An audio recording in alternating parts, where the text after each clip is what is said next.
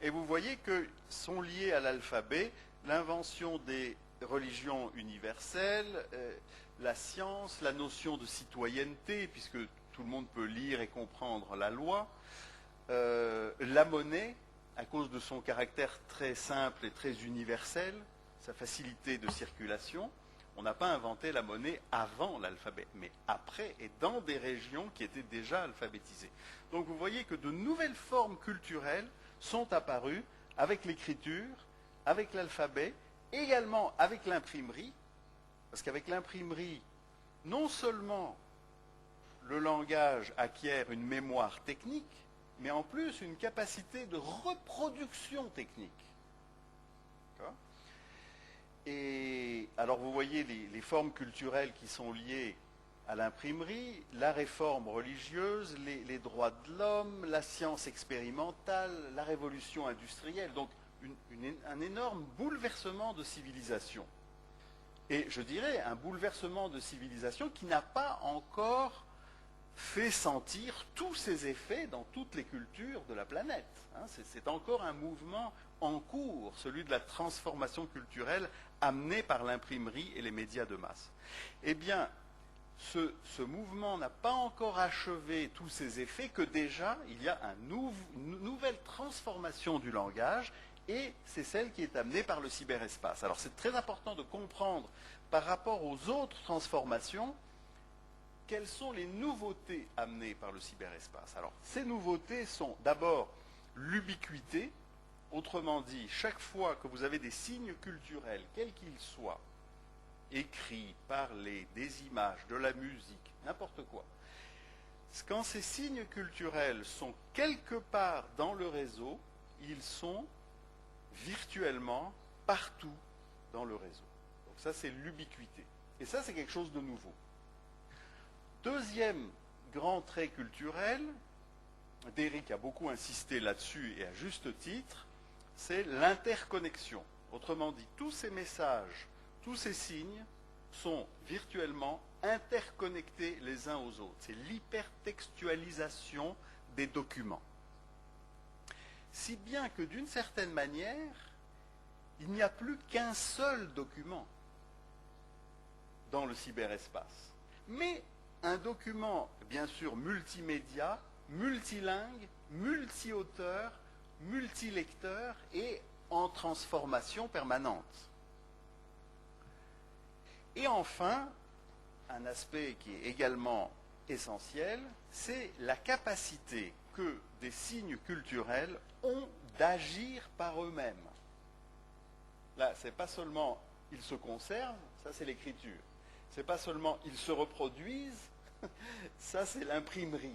Ça c'est maintenant, ils sont capables d'agir les uns sur les autres. Et ça c'est le logiciel, le software. On peut leur donner des capacités d'action et donc d'interaction parce qu'ils sont capables d'agir les uns sur les autres. Alors maintenant, ce qu'il nous faut penser, c'est en même temps l'ubiquité, l'interconnexion et la capacité d'action. Si vous pensez ensemble ces trois choses, cela veut dire qu'il se crée une sorte d'écologie cognitive ou d'écologie culturelle globale, où tout interagit en temps réel. Dans l'espace du réseau, bien entendu, parce que pour les gens qui ne sont pas connectés au réseau, eux, ils vivent dans une autre réalité. Mais nous savons que cette réalité du réseau, c'est aujourd'hui la réalité dominante. Donc c'est elle qui a le plus d'influence.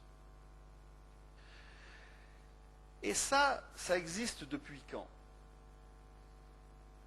Est-ce que vous vous souvenez depuis quand le World Wide Web existe?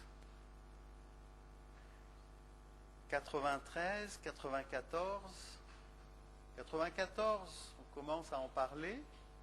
On est en 2005, ça fait à peu près 10 ans.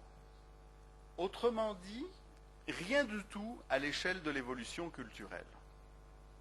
Parce que, imaginez-vous, 10 ans après l'invention de l'imprimerie, on n'avait encore rien vu des conséquences de l'imprimerie.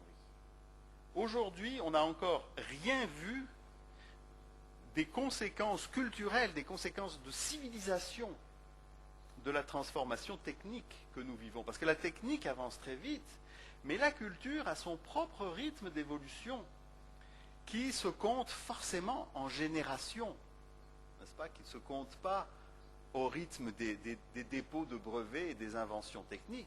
C'est long à évoluer une culture. Alors c'est dans cette perspective qu'il nous faut réfléchir à l'évolution de l'intelligence et aux nécessaires adaptations et créations que cette nouvelle situation nous demande.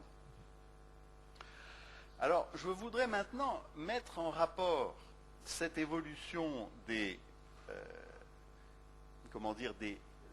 puissances du langage, de la puissance qui est donnée au langage par les médias de communication, avec les évolutions économiques. Et là encore, je voudrais insister sur le fait que ce sont des couches successives.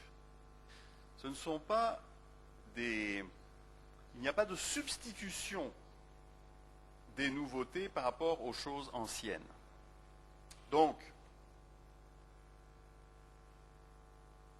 bien sûr, à l'époque de l'oralité, alors, oui, comment le tableau est-il construit? Il faut d'abord que je vous explique la structure. Donc, ici, vous avez associé à un mode de média un système économique. Bien entendu, à l'époque de l'oralité, c'est la chasse et la cueillette. À l'époque des idéogrammes, c'est l'invention de l'agriculture et de l'élevage. À l'époque de l'alphabet, le développement du commerce avec la monnaie. À l'époque des masses médias, le développement de l'industrie. Et finalement, avec le cyberespace, l'économie de l'information.